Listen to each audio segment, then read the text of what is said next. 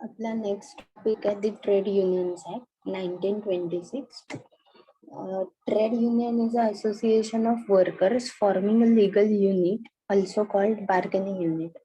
Trade union तुम्हाला ऐकून माहिती असेल की वर्कर्सची युनियन असते आणि म्हणजे आपल्याला जनरली माहिती असतं की वर्कर्सची युनियन असते एखाद्या कंपनीमध्ये आणि त्यांच्या ज्या काही मागण्या असतील, डिमांड्स असतील तर ते त्यांच्या एम्प्लॉयरकडे करतात किंवा त्यांचे जे काही प्रॉब्लेम्स असतील तर त्यांचा युनियन लीडर एम्प्लॉयरकडे त्या डिमांड किंवा कंप्लेंट आहे तर त्या करत असतो. हे तुम्ही टीव्ही किंवा सिरियल, वेब सिरीज वगैरे मध्ये बघितलं असेल. पण मुळात ट्रेड युनियन ज्या आहेत तर त्या फक्त वर्कर्सच्या नसून एम्प्लॉयर आणि वर्कर सुद्धा त्याच्यामध्ये एकत्र युनियन बनवू शकतात. ठीक आहे, आपण ह्याच्यात ह्या कन्सेप्ट क्लिअर करत जाऊया. कलेक्टिव्ह बार्गेनिंग जे आहे तर कलेक्टिव्ह बार्गेनिंग म्हणजे थोडक्यात विन विन सिच्युएशन की एम्प्लॉयरला पण नुकसान होता कामा नये आणि वर्कर्सना त्या सोल्युशनचा फायदा व्हायला पाहिजे. बार्गेनिंग आपण खरेदीच्या वेळी पण करतो, त्याच पद्धतीने इथे सुद्धा केलं जातं. Non violent collective bargaining. Non violent मध्ये कुठलाही संप किंवा कुठलीही तोडफोड, कुठलंही ॲग्रेशन न करता युनियन लीडर्स जे आहेत किंवा काही ठराविक वर्कर्स आणि एम्प्लॉयर किंवा मॅनेजमेंट जे आहे तर ती एकत्र बसून त्याच्यावर सोल्युशन फाइंड आउट करते. त्याच्यानंतर आहे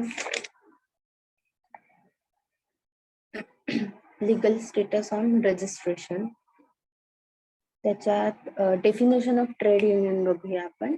The act defines the term trade union to mean any combination, whether temporary or permanently, formed preliminary for purpose of regulating the relations between workmen and employers, workmen, employers and employers, for imposing restrictive condition on the conduct of any trade or business, and two or more trade unions.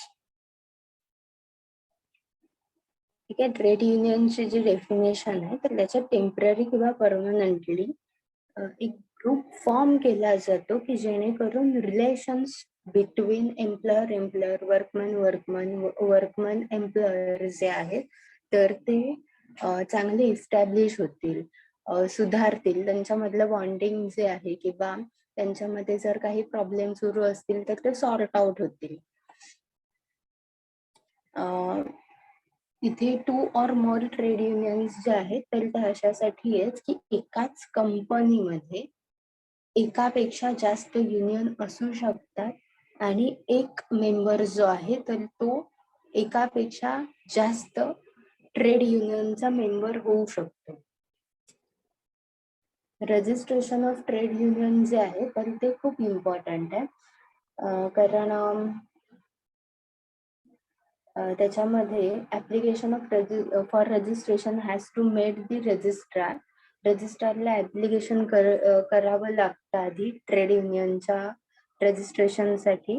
त्याच्यानंतर it shall be अकंपनाइड by first आहे the copy of rules of trade union and a statement of following particular, namely एकतर trade युनियनचे rules जे आहेत तर ते त्याची copy द्यावी लागते. त्याच्यानंतर स्टेटमेंट्समध्ये म्हणजे फॉलोइंग डॉक्युमेंट्स जे आहेत तर ते प्रोव्हाइड करावे लागतात. Names and occupation and addresses of the member making the application, name of the trade union, address of its head office, titles, names, ages, addresses, occupation of the office bearer of the trade union, and act also lays down the and ensures that the general funds of trade union shall be applied only for the purpose of which its trade union is set up. The list of members of trade union maintained at all time and made available for inspection by office bearers and members of the trade union. त्या trade युनियनची जी registration आहे तर त्याच्यामध्ये पहिले रूल्सची copy जी आहे तर ती submit करावी लागते. त्याच्यानंतर जे मेंबर्स ऍप्लिकेशन करतात ट्रेड युनियनचे मेंबर्स आहेत तर त्यांचं नेम, ऑक्युपेशन अँड ऍड्रेस जे आहे तर ते प्रोव्हाइड करायला लागतात. त्याच्यानंतर ट्रेड युनियनचं नाव काय असणार आहे तर ते त्यांना प्रोव्हाइड करायला लागतं. That is title. त्याच्यानंतर हेड ऑफिस कुठे असणार आहे त्याचा ऍड्रेस. त्याच्यानंतर titles, names, ages, address, occupation. Titles मध्ये आता इथे ट्रेड युनियनचे जे मेंबर्स असतील किंवा ऑफिस बेरर आहेत तर त्यांचं टायटल म्हणजे डेझिग्नेशन थोडक्यात, नेम, एज, ऍड्रेसेस, ऑक्युपेशन जे आहे तर ते त्याच्यामध्ये मेन्शन करायला लागतं. पुढचा जो ऍक्ट बघितला किंवा कंडिशन्स बघितलं तर त्याच्यात असं आहे की ट्रेड युनियनचा पर्पज काय आहे तो फॉर्म करायचा. तो पर्पज जो आहे तर तो प्रॉपर असायला पाहिजे, तो मेन्शन करायला पाहिजे. आणि दुसरी गोष्ट की त्याच्यामध्ये इन्फॉर्मेशन जी आहे युनियन मेंबर्सची तर ती प्रॉपरली मेंटेन आणि अपडेट करत राहायला पाहिजे की जेणेकरून इन्स्पेक्शनला कोणीही आलं तरी ती इन्फॉर्मेशन त्यांना इझिली अवेलेबल करता येईल.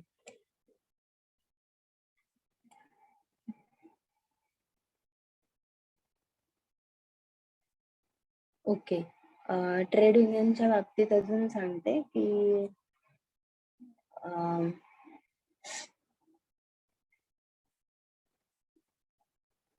त्यांना युनियनचे जे मेंबर्स आहेत तर त्यांना कमीत कमी 25 पैसे आहे तर ते per month as a membership म्हणून द्यावे लागतील युनियनचा मेंबर म्हणून. ठीक आहे. आता ही जुनी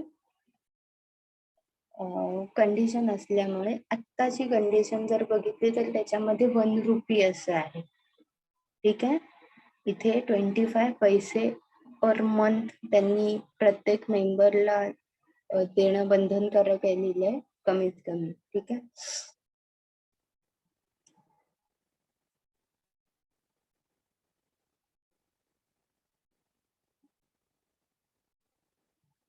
त्याच्यानंतर अमालगमेशन बघूया. अमालगमेशन.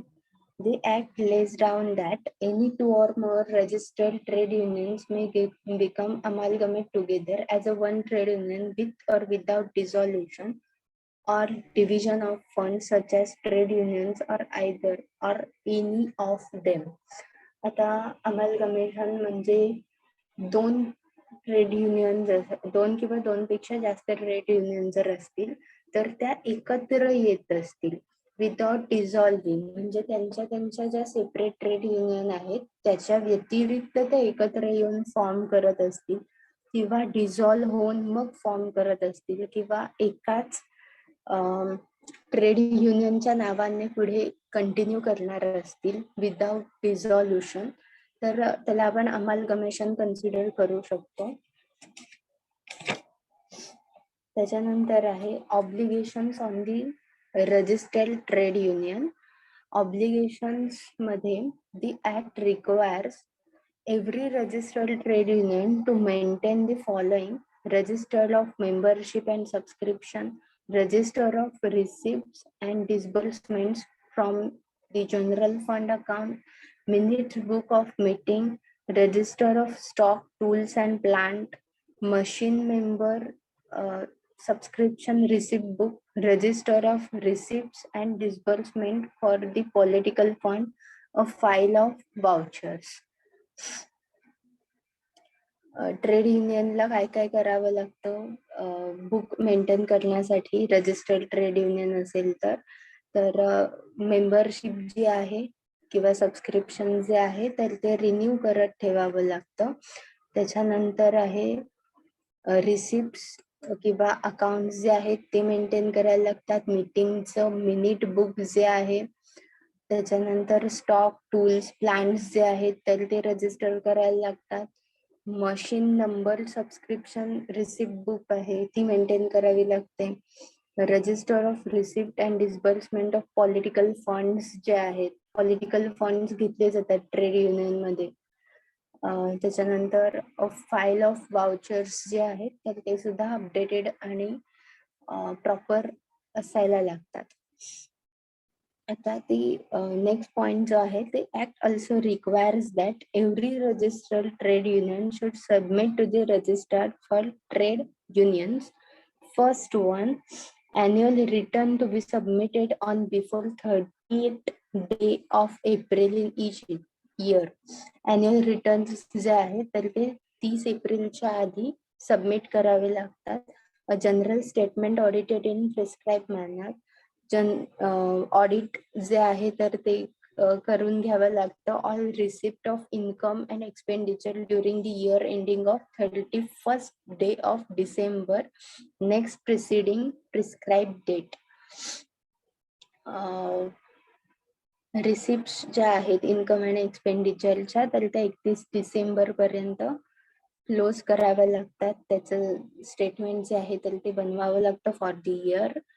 त्याच्यानंतर statement in the prescribed form of the prescribed particulars with regard to assets and liabilities of the trade union exceeding on 31st day of December. Statements जे आहे assets, liabilities त्या पण 31st डिसेंबर पर्यंत close कराव्या लागतात.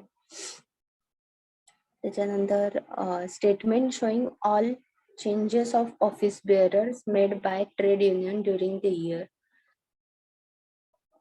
Statements show करावे लागतात. जे काही चेंजेस केले असतील तर ते ऑफिस बेअररच्या समोर प्रेझेंट करावे लागतात. A copy of rules and trade union corrected up to the date.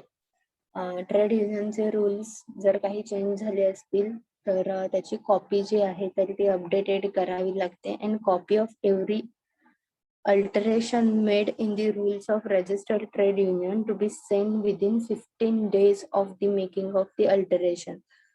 Alteration जे आहे तर त्याचे रूल्स आणि रजिस्ट्रेशन जे आहे तर ते within 15 days of alteration submit करावं लागतं, सेंड करावं लागतं रजिस्ट्रारला. आता cancellation of certificate of registration. तर ट्रेड युनियनचं सर्टिफिकेट जे आहे तर ते कॅन्सल करायचं असेल तर त्याच्यासाठी सुद्धा प्रोसिजर आहे, रूल्स आहेत. पहिला पॉइंट जो आहे on duly verified application made by the trade union in the prescribe manner. Application करायचं or when the registrar is satisfied that certificate has been obtained by fraud or mistake. जर रजिस्टरला असं कळलं असेल की जे सर्टिफिकेट दिलंय ते चुकून किंवा फ्रॉडने दिलं गेलंय किंवा फ्रॉडने मिळवलं गेलंय तर तेव्हा सर्टिफिकेट तो कॅन्सल करू शकतो. त्याच्यानंतर trade union has cease to exist. Trade union come to an end. ठीक आहे, ती डिझॉल्व होणार असते तेव्हा ते क्लोज करू शकतात. म्हणजे त्यांचा जरी पर्पज असेल की आपण ह्या 5 वर्षामध्ये एवढे चेंजेस करायचे किंवा ह्या डिमांड्स कम्प्लीट झाल्या पाहिजेत, त्यासाठी ट्रेड युनियन फॉर्म केले, ते कम्प्लीट झालं असेल तर मग ते कॅन्सल करू शकतात ट्रेड युनियन.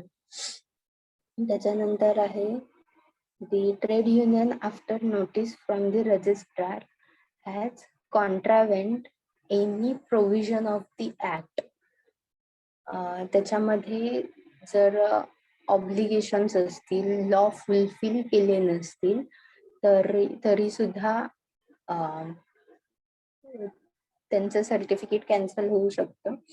त्याच्यानंतर आहे when the trade union has allowed any rule to continue in force which is inconsistent with any of such provision, like not saying the some throughout within any such provisions की rules जे आहे trade युनियनचे, तर ते follow केले जात नाहीयेत किंवा कंटिन्यू केले जात नाहीयेत. आणि the trade union has to rescinded any rule which is ought to have been provided for any under act, that is cancellation or revoke. तर ह्या सगळ्या गोष्टी आहेत की त्याच्यामुळे कॅन्सलेशन होऊ शकतं trade युनियनचं. Dissolution of registered trade union, it is necessary that notice of dissolution is signed by 7 members and by the secretary of trade union within 14 days of the dissolution and it is sent to the registrar. डिसॉल्युशनच्या आधी किमान 15 दिवस आधी 7 members जे आहेत ते आणि secretary of trade union त्यांनी notice जी आहे तर ती रजिस्ट्रारला दिली पाहिजे. पॉवर्स ऑफ रजिस्ट्रार जे आहेत तर त्याच्यामध्ये certificate of registration, account books, registers and other documents relating to trade union, ह्या सगळ्या इन्स्पेक्ट करायच्या पॉवर्स ज्या आहेत तर त्या रजिस्ट्रारला दिलेल्या असतात.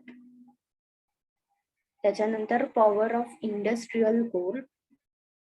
पहिला आहे decide disputes arising under the act. कुठल्या ऍक्ट अंडर डिस्प्यूट अराईज झालेत हे कोर्ट डिसाइड करू शकतं, बायफर्केट करू शकतं. त्याच्यानंतर decide as to whether or not any person is an office bearer or member of the registered trade union. कुठला person office bearer किंवा मेंबर आहे की नाहीये ट्रेड युनियनचा ते सुद्धा डिसाइड करू शकतं. त्याच्यानंतर decide as to the wrongful expulsion of office bearer or member, decide disputes regarding the property and account books, decide disputes referred to by the register of the trade union, require any office bearer or a member of registered trade union to be appointed whether by election or otherwise, require the election to be held under supervision of such person as it may appoint, grant interim orders pending its decision in the matter, appoint a committee of administration for any purpose under the act, including the purpose of taking possession or control of the property in dispute and manage the same.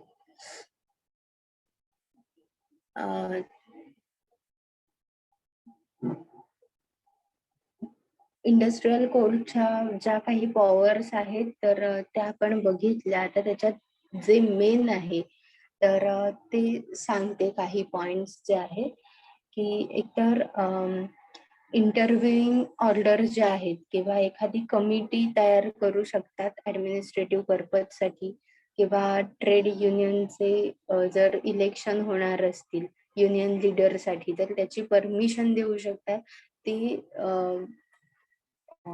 Election होण्यासाठी एखादा supervisor person जो आहे तर तो appoint करू शकतात की जेणेकरून त्याच्यात व्हायलेन्स किंवा फेक किंवा फ्रॉड्युलंट प्रॅक्टिसेस ज्या आहेत तर त्या होणार नाहीत. त्याच्यानंतर ऑफेन्सेस अँड पेनल्टीज आहेत. The Act under Section 31 and 32 prescribe as following offenses. First, default in giving any notice. कुठल्याही नोटीस मध्ये जर फॉल्ट असेल तर default in non production or sending of any statement required to be made under section 28. कुठलंही statement जे आहे तर ते वेळेत दिलं नसेल, प्रोव्हाइड केलं नसेल.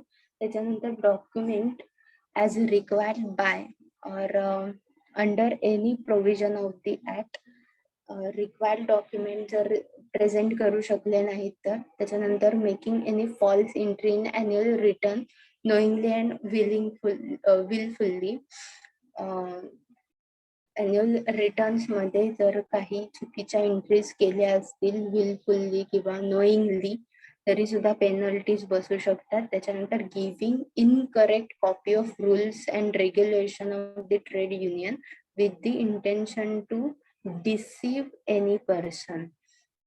जर फेक किंवा इनकरेक्ट कॉपी आहे रूल्स अँड रेग्युलेशनची ट्रेड युनियनच्या, तर एखाद्या पर्सनला त्रास देण्यासाठी किंवा अडचणीत आणण्यासाठी जर केलं असेल तर त्याला सुद्धा पेनल्टीज ज्या आहेत तर त्या बसू शकतात आणि हा ऑफेन्स पण आहे.